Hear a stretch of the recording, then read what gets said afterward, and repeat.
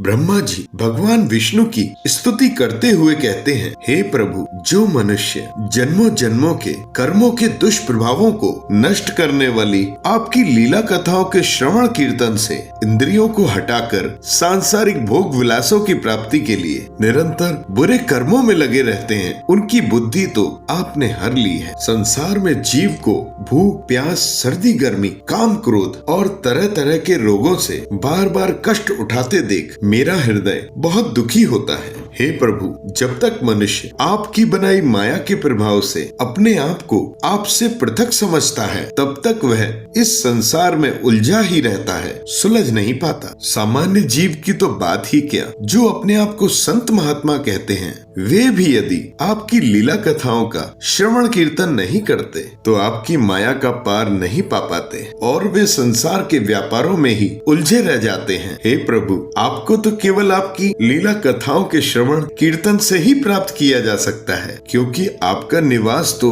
उन भक्तों के हृदय में है जो आपके भक्ति योग के द्वारा निर्मल हो चुके हैं। हे प्रभु, आपके भक्त जन जिस भी भावना से आपका ध्यान करते हैं, आप उन पर अनुग्रह करने के लिए वही रूप धारण कर लेते हैं। हे प्रभु, आप एक होने पर भी जगत के सभी प्राणियों की अंतरात्मा में स्थित हैं, उनके सच्चे शुभ चिंतक हैं। ऐसी स्थिति में मनुष्य जो भी कर्म आपको समर्पित करके करता है, वह कभी व्यर्थ नहीं हो सकता। इसलिए मनुष्य के किए भांति भांति के सत्कर्मों जैसे यज्ञ, दान, तपस्या और व्रत के माध्यम से आपको प्रसन्न करना ही मनुष्य का सबसे बड़ा कर्म फल है।